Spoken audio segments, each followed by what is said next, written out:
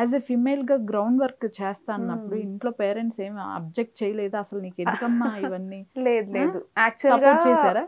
యాక్చువల్గా మా ఫాదర్ అంటే లైక్ ఆయన ఎక్స్పైర్ అయ్యారు లేరు.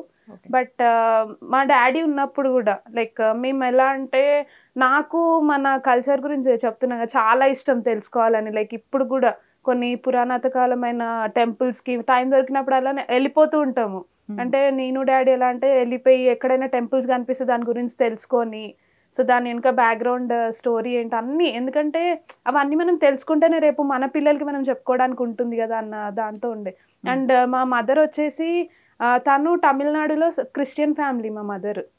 బట్ మీరు చెప్తే నమ్మరు, వాళ్ళ నైబర్స్ ఎవరైతే ఉంటారో వాళ్ళంతా హిందూస్ అనమాట. ఓకే. కంప్లీట్గా వాళ్ళని చూసి వీళ్ళు, అండ్ నేను తమిళనాడులో నేను వర్క్ చేశాను, నా ఫస్ట్ జాబ్ కూడా అక్కడే. సో 1.5 year నేను అక్కడ వర్క్ చేశాను.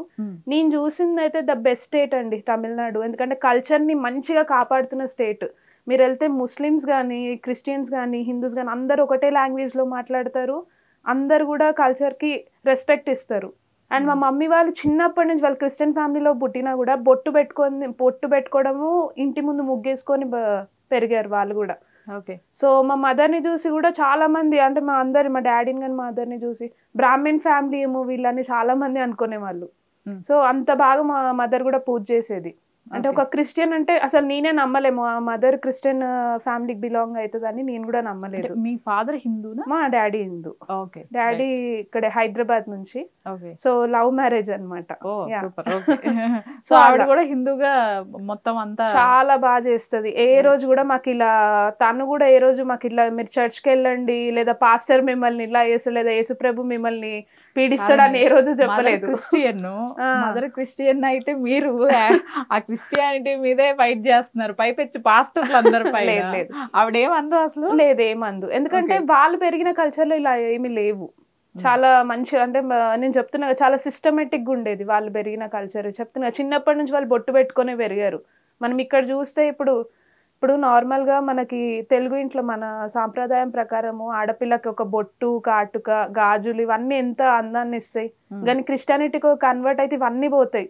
అక్కడ మొగుడు ఉన్నా లేకపోయినా వాళ్ళకి మనము అంటే వాళ్ళలో స్పెసిఫై చేయడం కూడా కష్టము. అండ్ ఇంకోటి ఏంటంటే హిందూస్నే టార్గెట్ చేస్తారు కన్వర్ట్ కావడానికి, ఎందుకంటే వాళ్ళకి బయట నుంచి ఫండ్స్ వస్తుంటాయి అలా. ఇప్పుడు ఆడపిల్లలకి ఈ విషయం వచ్చింది కాబట్టి బొట్టు, గాజులు, కాటుక అన్నారు, ఇవి పెట్టుకోమంటేనే కోపం వస్తుంది వస్తుందండి. బట్ ఏంటంటే ఇప్పుడు జనరల్గా మీకు ఒక ఎగ్జాంపుల్ చెప్తాను. ఇప్పుడు మనం గుడికి వెళ్తాము, లక్ష్మీదేవిని చూడంగానే ఇప్పుడు మనకి అమ్మవారిని చూడంగానే ఏమనిపిస్తుంది, అబ్బా ఇంత చక్కగా అలంకరణ చేశారని అనిపిస్తుంది. ఇప్పుడు మనం అంత అలంకరణ చేసుకొని బయటికి వెళ్ళలేము, ఫంక్షన్స్ ఉంటాయి కానీ. బట్ అమ్మవారికి మనం అంత అలంకరణ చేయకపోయినా సింపుల్గా ఒక శారీ కట్టి ఇంత బొట్టు, కుంకుమ బొట్టు పెడితే తన ముఖంలో ఎంత కళ వస్తుంది. సో మన ఇంట్లో ఆడపిల్లలు కూడా అంతే, మనం చెప్పాలి వాటి యొక్క ఇంపార్టెన్స్ పిల్లలకి చెప్తే ఖచ్చితంగా చేస్తారు.